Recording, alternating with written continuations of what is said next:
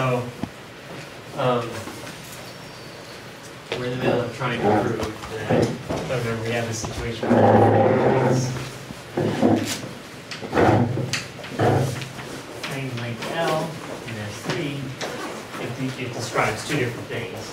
It describes a three-manifold and so L 3. It also describes a four-manifold, also X sub L, four-manifold, and this is the boundary of that. And then this is kind of special because this is zero handle union, so two handles. Okay. And this is surgery on L. So this is constructed from S3 by surgery along L. And then we want to show that goal is to show that M sub L1 is diffeomorphic to M sub L2 if and only if L1 is equivalent to L2, and where this equivalence relation is generated by two things, handle slides, perhaps you better just call band connect sums if you just think of them as operations on frame links, and blowing up and down. And blowing up and down means really, that's just a misappropriated term from complex geometry, but that just means you add, you add or subtract on knots with framing plus or minus 1. Okay, and where we are in this proof is we have that, so we're given to, so let's see, I'm actually at the moment proving the hard part.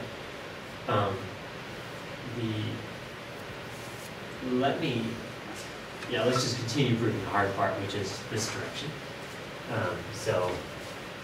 Given, I'll do the easy part at the end. Given L1 and L2, such that and L1 is diffeomorphic to NL2, we're just going to say equals NL2. Then what do? We considered XL1, right? So step one is to we'll call these the moves.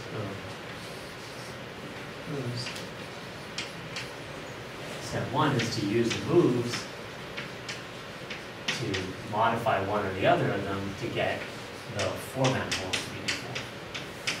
We're not there yet. Okay, so we're still working on that. Once we do that, then we'll try to get the links related to each other by the moves while keeping the four manifold the same. So to get the four manifolds equal, we took something X, which was XL1 union. I call it 0, 1 cross M union minus XL2, consistent bar. And that, remember, we sort of visualized as something like this. So this was the product part. So folded it over.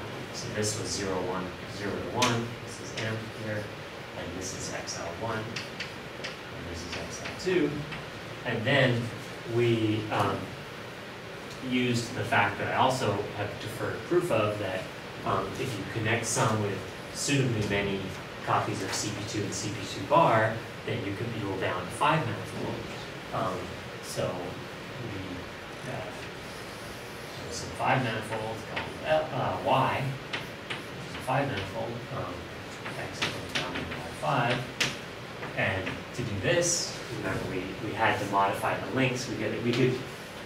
So we did by blow-ups on either one, L1 or L2, it doesn't matter.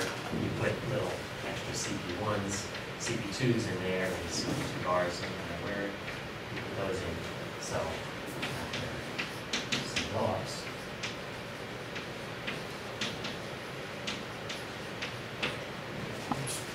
Now we've got it down to this 5 manifold. Now we think about a Morse function on the 5 manifold. Y to 0, 1. And we, first of all, it's got non-empty boundary at bottom and top, and it's connected. So therefore, we this has no index 0 or 5 critical points. And that just uses the theorem we did a while ago. Now we want to also get rid of index 1 and 4 critical points to reduce to just the case of index 2 and 3. And so then we ordered the critical points by, we ordered the critical points. So the index 1 were at the bottom. And then we replaced each, so then we looked at a little slab here. I won't write this down again. We looked at a little slab here that might contain a single index 1 critical point. And we argued that I could, basically what we argued, so that means you take XL1 and you attach a 5-dimensional 1 handle to it. And we argued that you could get, and that produces some new 4 manifold just about it, by surgery, by doing one surgery, right, which is just sort of self-connect something. And we argued that actually you could do the same thing by attaching a 3 manifold. You will produce, you have a different 5 manifold in here, but you'll get to the same 4 manifold. Because what we're doing in each case is just connect summing with S1 cross S3. So, in other words, if F inverse of 0 epsilon has 1 index 1 critical point, then F inverse of epsilon is equal to x of L1 connect sum S1 plus S3. And we argued that there exists another cobordism. You can also replace F inverse of 0 epsilon with 0 epsilon cross XL1 union a 3 handle, 5-dimensional 3 handle, and this 3 handle is attached along a, so it's a 3 handle, which means it's B3 cross B2. So it's going to be attached along an S2 cross B2. And we want that S2 to bound the ball. So it's attached along an S2, which equals the boundary of the 3 ball. And then the exercise I gave you is to show that in that case, you actually automatically, that also has the same boundary. So if the surgery, when you take a 4 manifold, do surgery on a 2-sphere which bounds a ball, then you are also doing connect sum with S1 cross S3. And so the way to see that is that when, where do the two, that's an exercise I'm leaving for you, but where do the 2 factors come from? The S1 factor comes from the fact that the surgery you're doing is replacing, so S2 cross B2 is replaced with a B3 cross S1. Right? These have the same S2 cross S1 boundary. This S1 factor becomes this S1 factor. This B3 becomes half of that S3, and the other half of it is this B3. So there was a B3 already in the 4 manifold outside this 2-sphere, and now we remove the neighborhood of the 2-sphere, and somehow we get a new B3 in that side of that neighborhood. Those 2 B3s fit together to make an S3. So once you believe that, then we have something else we can put in here that has the same boundary up here, but now has an index 3 critical point. Okay, same thing. So do this for all. So this allows us to therefore trade all index 1 critical points for index 3s. We're changing the 5 manifold, but we're not changing. We still have a cobordism from XL1 to XL2. Now it's a little funny because we're going to go index 3s, then we're going to go index 2s, then we're going to go index 3s. And of course, then we're going to upside down trade the 4s for 2s. So we sort of go 3s, and in the middle we have our original 2s and 3s that were nicely ordered, but now we traded our 1s for 3s, and we'll trade our 4s for 2s. So it'll go 3s, 2s, 3s, 2s, but then we can, after that, reorder again, and we get, so also trade 4s for 2s, and then reorder. Remember, we can always modify the Morse function so as to put the lower index critical points below the higher index critical points. Reorder again. And finally, you get to this point. A picture where f inverse of 0.5 has only index 2 critical points, and f inverse of 1 has only index 3 critical points.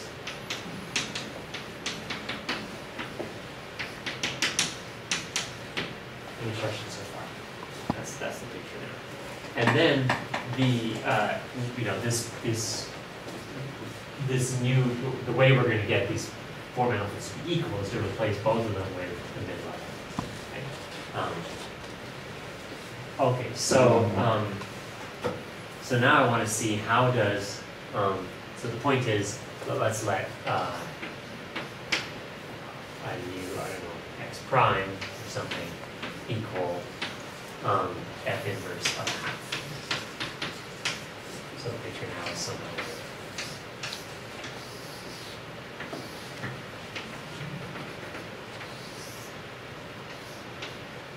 Here in the middle level is prime, xl1, xl2,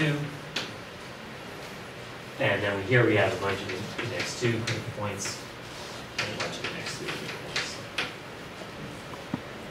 Okay, so and x prime again, they all these level sets all have the same boundary, which is n. Okay, so boundary of x prime equals n. And what we're going to do is equals n. Yeah.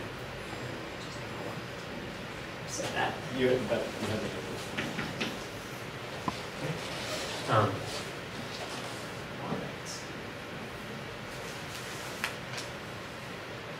But now we want to find the links. We want to figure out how to convert L1 into some L1 prime using the moves, so that x prime is L1 prime.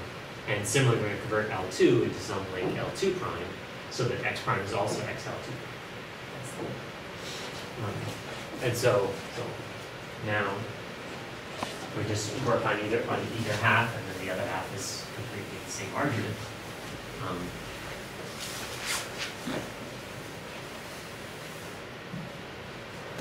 So x prime is obtained XL prime, XL1 by attaching 5-dimensional 2-handles and then seeing what that does to the boundary. So 5-dimensional 2-handle is, when we're doing surgery, 5-dimensional 2-handle means B2 cross B3. So we just did B3 cross B2. So the surgery is surgery of the form replace S1 cross B3 with B2 cross S2. So that's the kind of surgery we're doing now. We want to claim that we can achieve that surgery by modifying this link L1. But more directly, we're just going to see, so that's another kind of connected sum. So the important thing to remember is that XL1, so this S1 cross B3 is sitting inside XL1. And so it's a framed S1 inside of XL1. And so let's first of all just think about this, the S1 factor, right? S1 cross 0. Remember that pi1 of XL1 is 0. because there were no 1-m's by construction. Okay? Because of that, the S1 cross B3, the S1 cross 0 bounds a mapped in disk. However, that's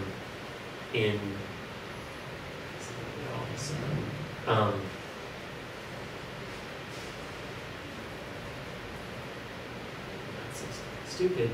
Right. It's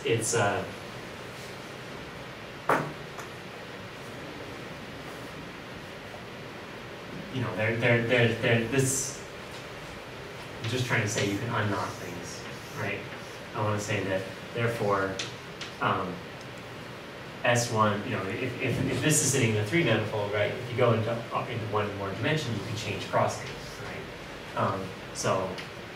Therefore, S1 actually equals the boundary of some embedded E2.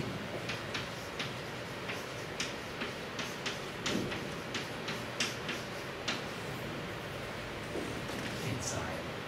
So, the thing that made me pause was that if you had given a particular mapped-in disk that this S1 bounded, you could not necessarily homotop that particular mapped-in disk to be embedded. But if you just know that it bounds some mapped-in disk, you can find possibly a different mapped-in disk that isn't. And the argument, I mean, this is so in dimension 4, so. You're modifying the knot. Yeah, right. I'm doing an isotopy of the knot this one only. But for knots in 4 manifolds, this is 4 manifolds, homotopy implies isotopy. The point is, this is not a statement about the disk. It's not a statement about modifying a disk. It's a statement about finding a disk that is not bounds. For knotted S1s, just for S1s and 4 manifolds. Because I mean, this is the point is that there isn't actually a knotting phenomenon when you're dealing with one-dimensional circuit with S1s and back to the 4 manifolds. I mean, the thing that could happen, of course, is that it could knock down the disk because it represents something non-trivial in the fundamental group, but that doesn't happen. But you might have to actually push the knot into the 4 manifold. It's already in the 4 manifold. This is not this 4 manifold. This knot is far away from the boundary. Okay. This S1 is in the interior of the 4 manifold to begin with. Because this isn't one of the dimensional guys. That's right. This is a totally different. This is not in L1. Okay. This is the knot along which we're doing surgery. Yeah. It's here. We're attaching something here.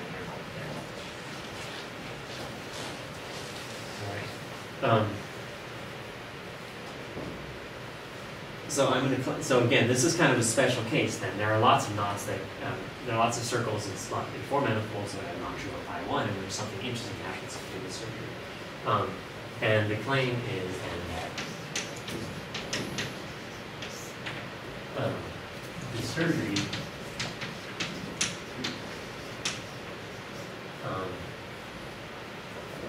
either of connect sums has the effect of doing a connect sum with one or two things. Either S2 cross S2 or S2 twisted cross S2. So I need to explain. You know what S2 cross S2 is. I need to explain what S2 twisted cross S2 is. That's just, these are the two possible S2 bundles over S2. And this is the product one, and this is the other one. So this is the unique, non-trivial S2 bundle. S2. So how do we see that? How do you see that there is only one? How do you build an S2 bundle over S2? You divide S2 into two parts, the northern and southern hemisphere. You take the southern hemisphere across S2 and the northern hemisphere across S2. then you glue them together by, as you go around the circle here, you need to pick a map from the sphere here to the sphere there. Okay?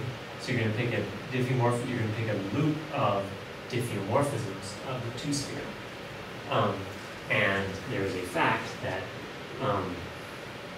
actually the best way to say it, I think, is these are going to be orientation-preserving diffeomorphisms. So you've got a sphere here, glued to a sphere there, sphere here, glued to a sphere there. So you've got a circle's worth of gluings.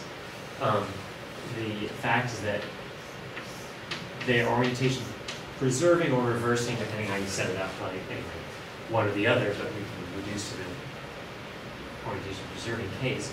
Diff plus of S2, that's the set of orientation preserving diffeomorphisms of S2.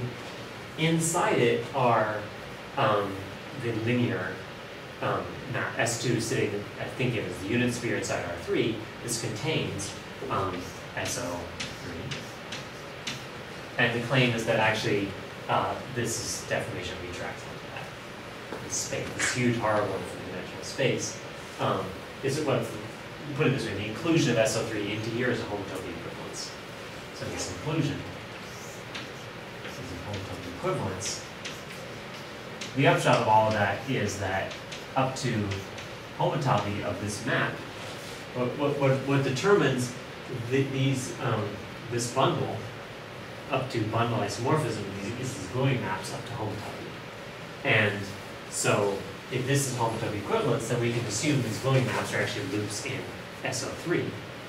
And so loops in SO3, this is a theorem that I'm not the proof. Right? And I think that, I don't know where it's proved originally. I know one, you can ask me for reference. I know at least one reference that's gotten much more than that. And anyway, the point is, therefore, pi 1 of diff plus S2, the loops in the space of diffeomorphisms of S2 is equal to pi 1 of SO3, and pi 1 of SO3 is Z mod 2, Z2. And how many of you have seen that? So the easiest way to prove that is to just know that to actually figure that SO3 is diffeomorphic to RP3. And an RP3 is one of the basic projective spaces have pi 1 with Z2. And then, there's the belt trick that at least demonstrates that there is a, if you don't know what the belt trick is, ask me another time, I won't do that on YouTube. But anyway, there are lots of cute ways to see that there's non-trivial elements pi 1 of SO3. And since it's Z2, there's only up to homotopy, only two possible ways to glue these northern and southern hemispheres together. The zero element in pi 1, the trivial element using this, and the non-trivial element using that. Okay? All right, so by the way, I mean, if it gives you these, so first of all, I said that any circle bounds a ball, and then you might wonder, how are we going to get the two possible choices for S2 cross S2 or S2 twisted cross S2? It doesn't have anything to do with where the circle is, because once it bounds a ball, once it bounds a disk, then any circle is isotopic to any other circle. And so the difference comes from the framing. Okay? So we've got framed, so which one it is. Which one?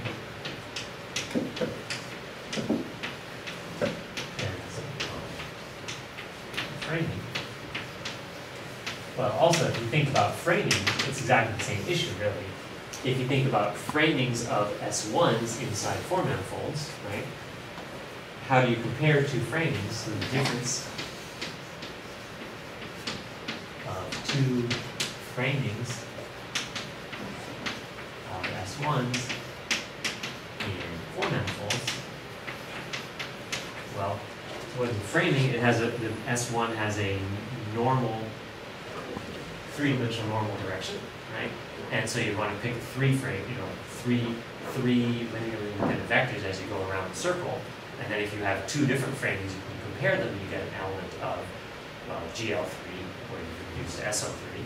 And so again, you have an element of pi 1 of SO3.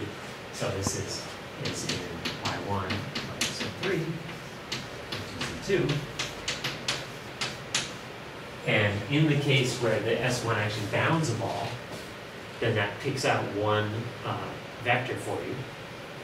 And so that gives you sort of a zero framing. And then you can compare the other framing as a non-trivial framing. And so then you get a, I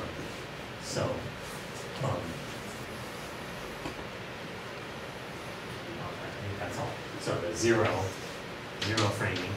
I mean, I said the different, in general, remember framings are just, you have to measure them relative to each other, but if you have a preferred canonical framing, that's the one that comes from this B2 direction, then you compare the other one. So the zero framing gives you S2 cross S2, and the other one, the one framing,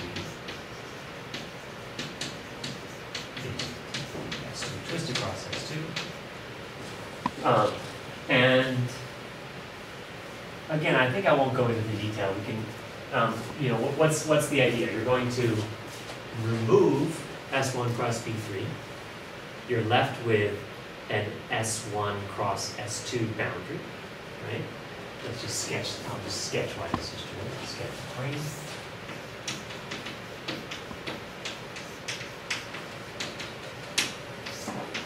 Remove S1 cross S2, and S1 cross B3. Get the boundary equals S1 cross S2. But let's remember that outside, outside what you removed, and the S1, let's just say S1 cross a point, S1 cross a point, any point P in this S2 is equal to the boundary of the ball. So as you go, schematically, you've got an S1 here, and then you've got sort of linking, this is an S1, and you've got linking S2s, right? So these are S2s, and they're the boundary of the B3s here, right? Now we're going to remove the interior of this. I mean, all I can do is draw a solid torus for you, but what you want to do is think that this is really S1 cross B3, and each of these is a sphere. Okay?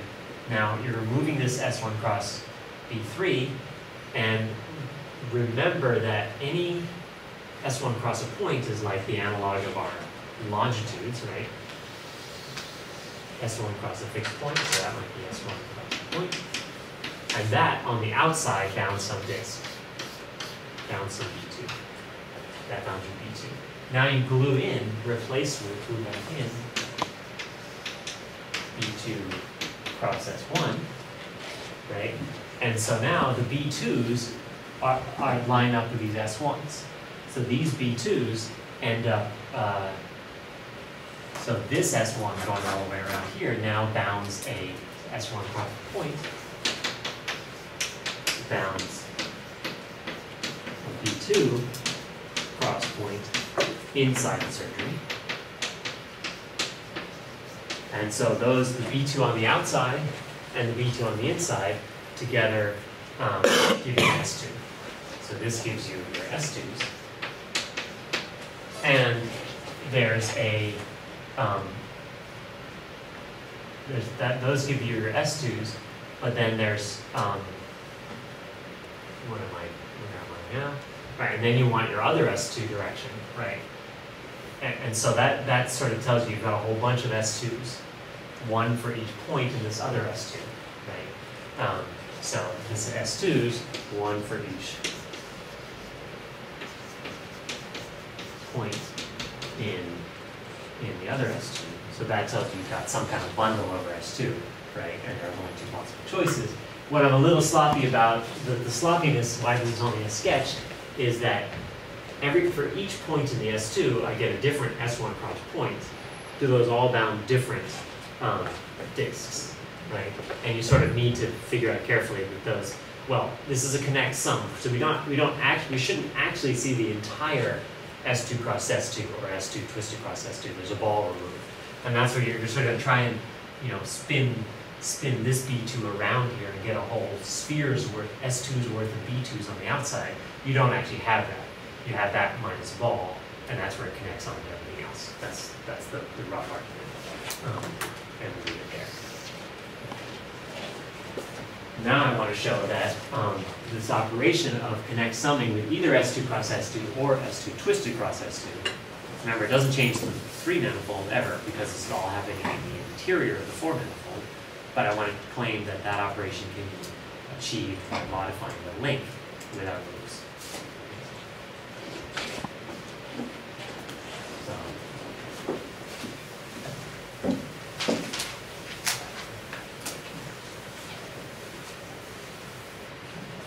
next step is in this area it's X L connect sum S2 cross S2.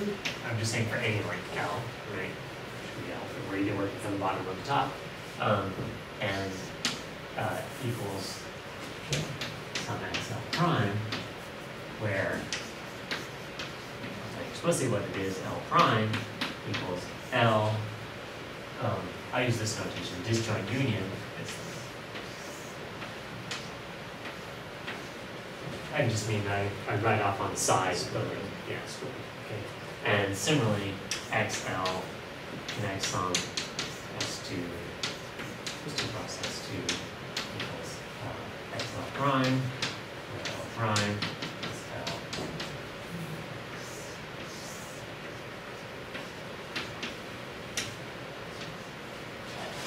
And we saw last time that you could get these guys in there by blowing up and blowing down arbitrarily, right? So this is, and these are, in both cases, L prime is equivalent to L. And actually, all I really need to show you, because we already know that connect summing is the same thing as just throwing the link diagram for that particular 4 manifold off on the side, right? So all I really need to show is S2 cross S2 is described by this picture, and S2 twisted cross S2 is described by this picture. And that's all we have to do.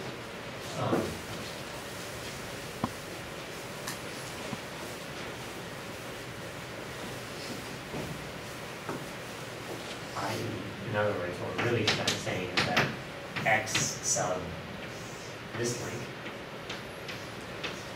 S2 cross S2, and X sub this link.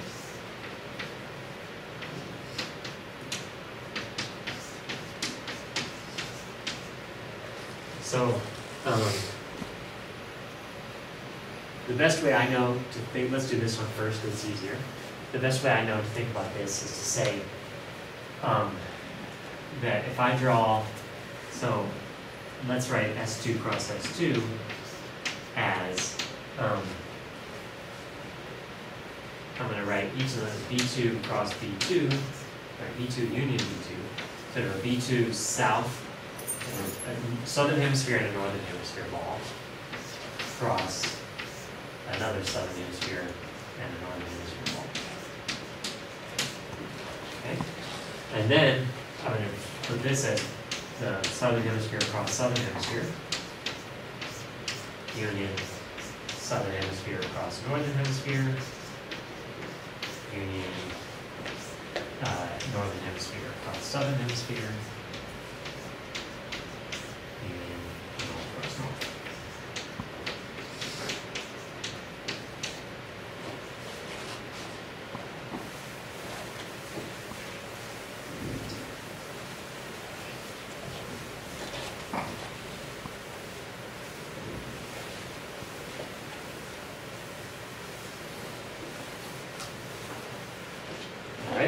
And now we'll draw a schematic picture to help you. I've drawn, I've got a, if you divide all the dimensions by 1, right, then I'm describing S1 cross S1 as 4 different squares grouped together, right, B1 cross B1, and that's the picture I would have. This would be my southern cross southern, so B2S cross B2S. And then let's say this is the first factor and this is the second factor, right? So how is this B2S cross B2N glued along? It's got to, if this is the first factor, then I'm going to, let's see, for example, B2S cross B2N is glued to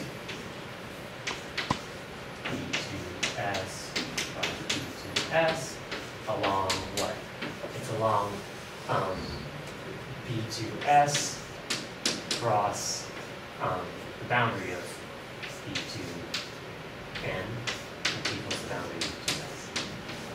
The boundary, yeah. See the second factor, right? So in the vertical factor example. So in other words, we'd be taking another ball cross ball and gluing it in this way.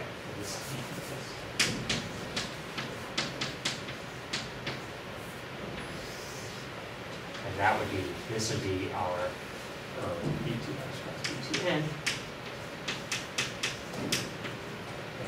And then you do the same thing in the other direction, and you get this familiar picture for the torus. Put it that way. This would be the B2N plus B2S. And then finally, the last one you throw on the outside. So what we're going to do is we're going to call this a 0 handle. This is a 2 handle. This is a 2 handle. And this is a 4 handle. And then the point is, this 2 handle is glued along the boundary of one of these factors, across the other, and this is glued along the boundary of the first across the other. So the whole point is that S2 cross S2 equals a 0 handle, union 2 handles. Actually, let's do two handles, and a 4 handle, and these two handles are glued along. They're glued, they're attached along, well, I'm just going to identify the knots here. They're attached along, if I think of this 0 handle as equal to B2 cross B2, which is not, you're supposed to think of the 0 handle as just B4, but I'm trying to emphasize this relation here. Then they're attached along the knots, which are boundary B2 cross 0 and the 0 cross boundary B2. So now what are those two knots? That's exactly the Hoff line. So if you go through and if you think of B4 as ball cross ball, and you look at the unit, and all this is saying is go back, these are actually in S3, right? Take the unit circle in the XY plane, cross 0, and then the unit circle in the ZT plane, cross 0 in the other direction, and that could, well, if you do stereographic projection, that'll give you these two knots, right? Because one passes through the North Pole, but of course after isotopy, that's the same thing as this. And then you can actually work through the framings, because everything's framed in sort of the obvious product way here, and the framings will show you that the push-offs are 0 in both cases.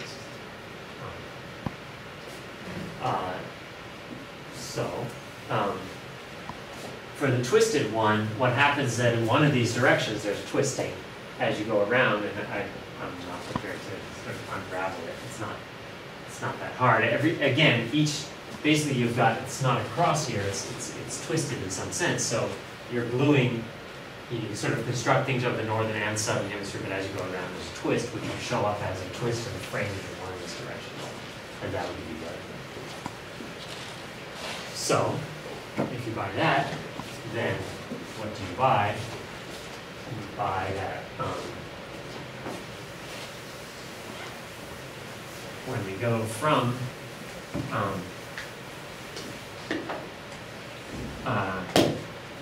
therefore, this manifold in the middle that we call can be thought of as XL1 prime, and it's also XL2 prime, where L1 prime is equivalent to L1, and it's just obtained by putting on a bunch of these guys or these guys, and L2 prime is equivalent to L2. Now we have two surgery links that describe the same 4 manifold. We're still not done, because now we just show that they're equivalent when they describe the same 4 manifold. So, next.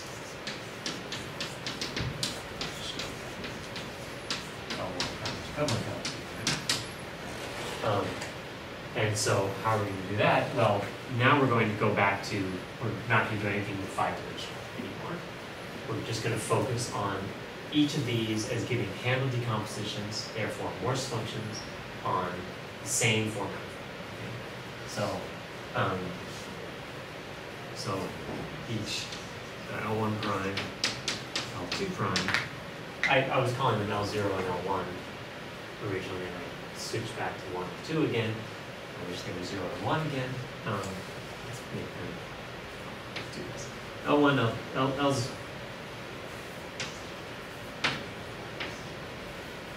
L0, L1, and L1 prime correspond to Morse functions.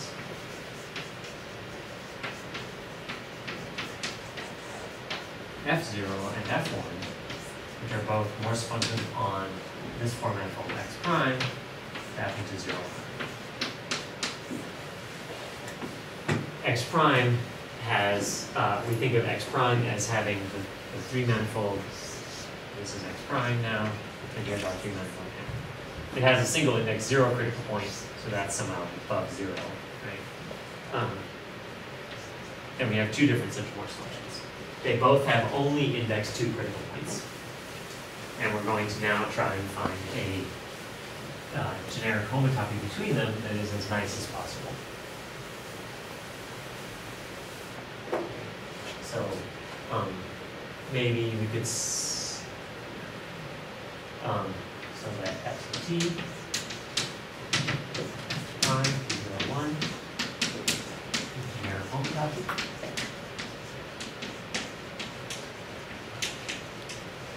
So at isolated times, there are births and deaths and crossings of critical values. The other thing that, well, remember the other thing that can happen if you think about it, we're actually, now we care not just about the Morse functions, but the induced Hamilton compositions. So if we have gradient-like vector, we need to keep track of gradient-like vector fields as we go along. And so the extra information to remember is we also have Hamilton slides. Right? So we have births, deaths, crossings,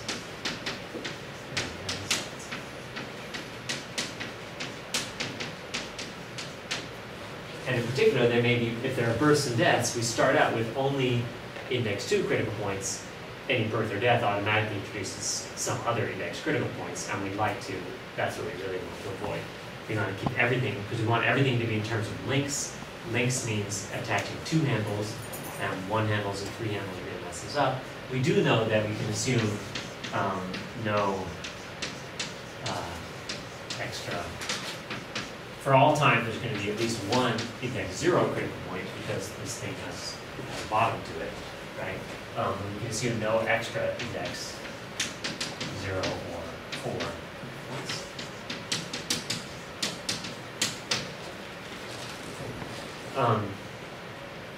Okay. So, again, that's the same argument we did before. So we want to do something like that argument we did to get rid of extra index 0 or 4 critical points to get rid of extra index 3 or 1 critical points. So we draw, we have some kind of, so now we're going to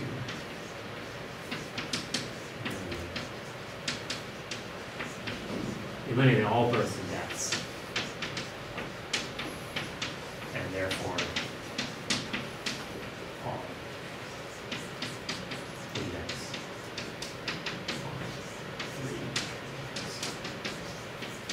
3. If we succeed in doing that, then we know that all that's going to happen is as we pursue, we've got a bunch of 2 handles attached, and then they just slide around. And then at the end, we get another bunch of 2 handles at the end, and we're done. And the slides are what we do. So, if you do this,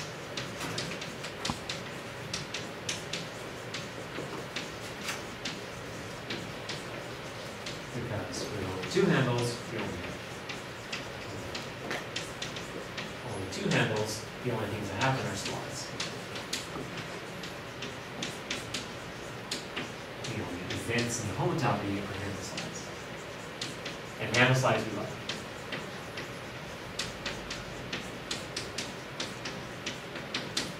But it's the 1 and the 3s that are. But if you think about it, there's a very real chance that L1 prime and L2 prime, or L0 prime and L1 prime, have just different numbers of components, for example. And if that's the case, there's no sort of utopist. But as usual, what we're really going to do is get some sort of preliminary cleaning up.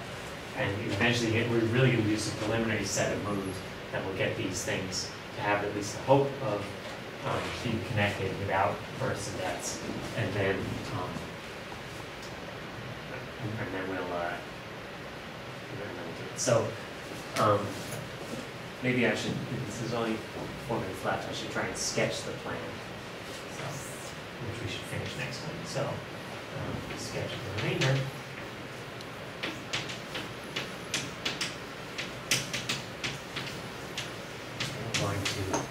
We're going to modify the surf graphic. Okay. So we have the surf graphic for axle T. This is T. We have, this is 0, and this is 1. So we start with, we have a single, those are the values, so these are the indices, 0, and then a bunch of 2's. Here's 0, there we have 2 2's, 2 2's. So somehow these guys come along. I said something like dumb.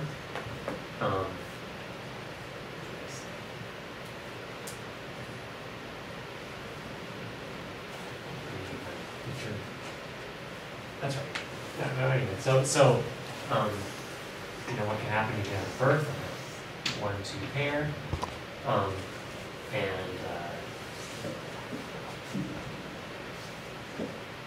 you have to have the same. I said something really stupid. There's a simple reason why you have to have the same number of components in this link. Because there's the same number of 30 points. Well, yeah, there's an argument there that's going to make it obvious, but there's an even simpler reason. I mean, these are describing, these are handle attaching, this is a handle attaching link, right? It tells us how to attach handles to build this 4 manifold. Now we've got the same 4 manifold, right? And so, we've got the same 4 manifold with just 0 handles and 2 handles, described in 2 different ways. They have the same Euler characteristic. If you build it with just 0 handles and 2 handles, if you just think about just as cells, right? You've got a 0 cell, that 0 handle contracted at a point, and then a bunch of 2 cells. The Euler characteristic is just equal to it's going to equal to 1 for the 0 handle plus, not minus, plus the number of 2 handles. And so even if they're described in different ways, the number 2 and the Euler characteristic doesn't change, the number of 2 handles doesn't change. It has to be the same. If you add more 1 handles, then you can add more things. So we already know that we have the same number. Of course, I was having trouble drawing something, right, where I had cusps, and I had a different number at the other end if I didn't end up with 2's there. But anyway, you could have all kinds of crossings amongst your 2's. And these could come, this could come up here, this guy could come over here and cancel that. Maybe another, something go way up there. I mean, terrible things can happen, right? And so that's a typical sort of part of the picture. Actually, that's not even as bad as it could be, because you could have another 1 2 pair going here, something like that. And then you could also have crossings between these ones, for example. Something like that. And we want to, I'm not even drawing 3's, okay? So the plan now is to, once again get it to the point where every time you have a cusp, it's a birth of a 1 2 pair. Oh, I didn't even draw the 0. The 0 sits underneath there. Took care of that. We just ignore that. So the goal is to get this to the point where the 1's, as before, are nicely nested.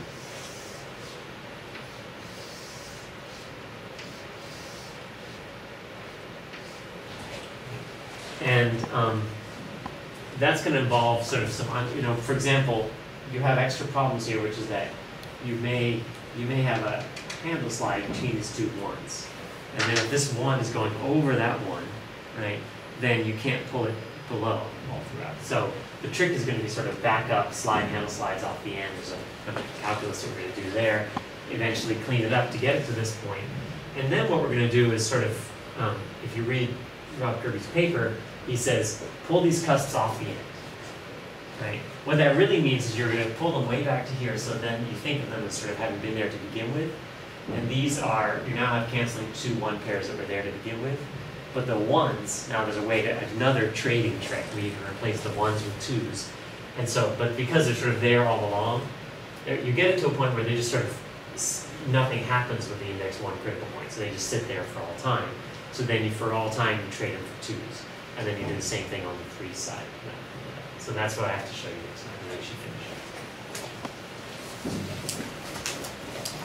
finish.